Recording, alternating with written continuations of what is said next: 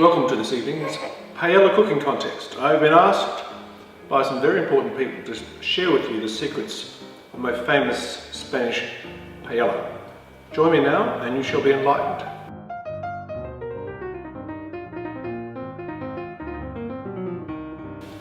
Number one, use a very good quality olive oil. I always try and use this from Byron Bay. It's an organic olive oil, cooks really well and tastes pretty good. So to start off, just give it a nice decent burst in there. I've got the oven set on about 7, which is pretty much enough. Sometimes turn it down a little bit if it's cooking a bit too quickly. Next one is some minced garlic, and I'm going to turn that down a little bit. It's a bit too hot. And look, you know what folks, use a lot of garlic. It's not going to hurt you. And everyone knows it keeps away vampires. Also keeps away the tax man who's pretty much a bloodsucker on a good day. Anyway, mix that in. Very nice. Next thing.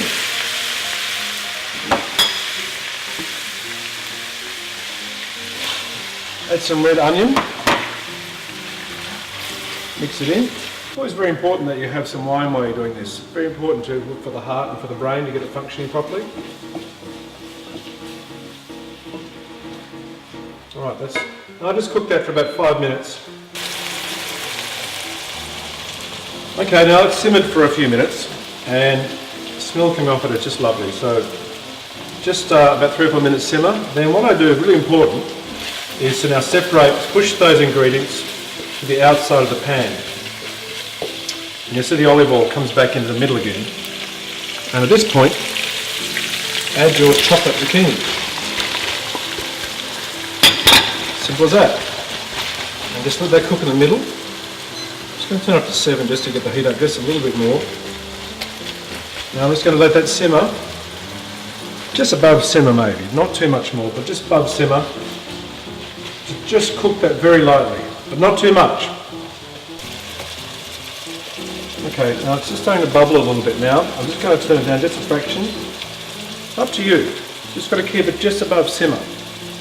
Next, add a little bit of organic turmeric.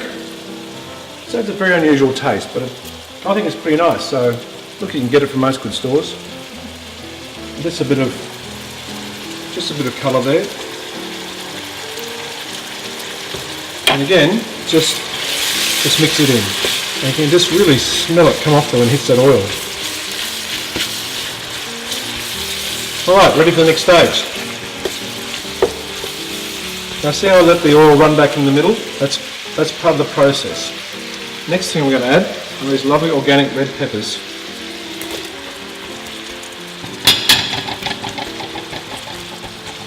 Just let it cook in the middle there for 2 minutes again, but no more than that. And while you're waiting, you just always have a little slurp of wine.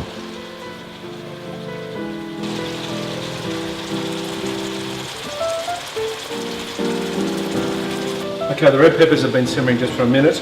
So what I'm going to do now is just push those to the outside again. This is what you keep doing with this great dish. You just keep pushing all the ingredients to the outside. Ready for the next dish. Now the next dish I'm going to use over here is something here.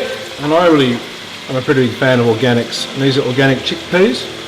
And we've also got our organic lentils over there. And if you can have a look at it here, really important to wash them first, because the sauce they're in the can is pretty revolting. So I just pour it out and just wash them. There's your chickpeas and there's your lentils. And once you wash them, again, pop them in the middle, just like that. Thank you.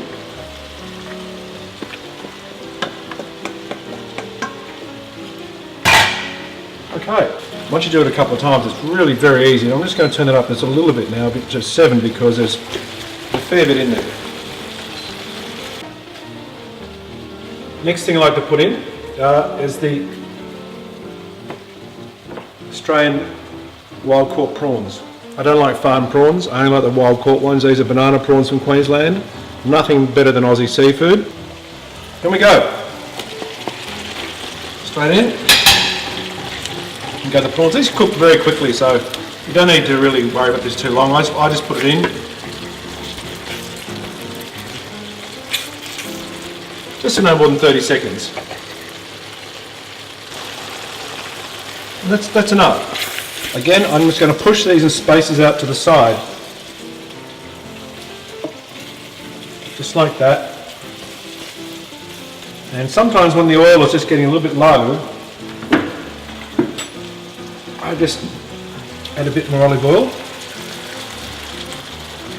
And don't be frightened of adding too much olive oil, because let's face it, the Mediterranean diet is the new diet, good for heart and good for health. And the Mediterranean folks live a very long life, much longer than us, so we put it down to olive oil. Okay, this is Australian wild caught squid. All I've done is just chop it up. Here it goes.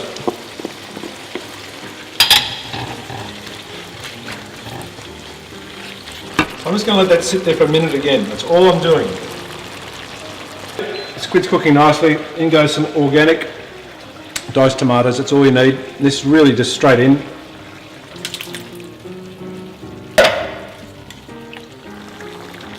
Alright, now for one of the essential ingredients, which is arborio rice. It must be this rice. It's specifically made for this dish. So all you simply do is when it's bubbling there, just pour it in. Just a pretty nice amount. That's pretty good. I don't know how much I added, I really don't know. Don't really care, I just sort of put it in. I can add some more later if I want to. And again, I'm just letting it simmer there in the middle. Letting it soak up all that lovely flavour. And this is the time that now you can start bringing all the vegetables into the rice and really mix it in. And that's where you can add a fair bit more rice. So I'm just going to reach over here.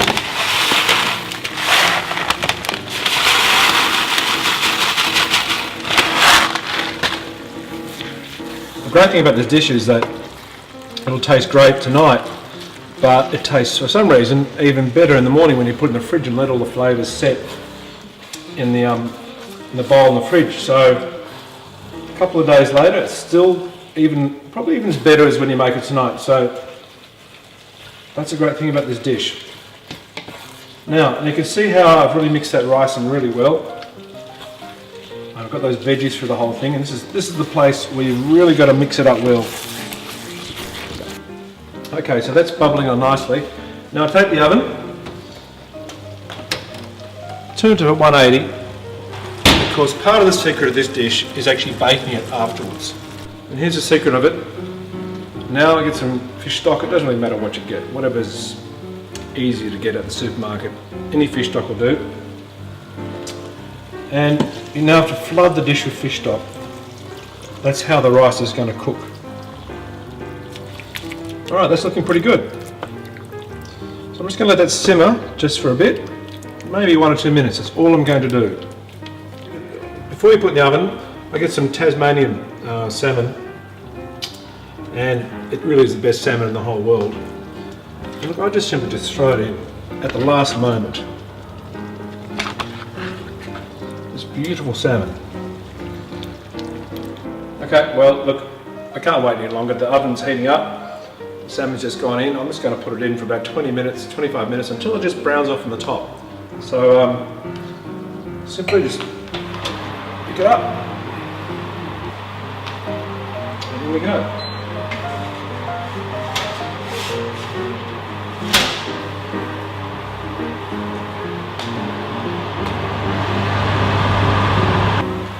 Alright, look at that. Pretty perfectly cooked. And watch, this is really hot, very, very hot. And break it open, the steam comes off there. It's really got a lovely aroma coming out of it. So, time to put on the plate. I'm going to show you how to eat this, or certainly how I like to eat it. And very simple to turn this from a fabulous dish into a truly superb dish, so just stand by. Look, it's very simple. You just got to put on your plate, and because it's mixed so through so well, you just have to get this Greek yogurt on. I just like using this low-fat Greek yogurt, no added sugar, and that's all you do. Pop it on, and the secret then is to mix it up. is as good as it gets, and bon appetit. It's fantastic.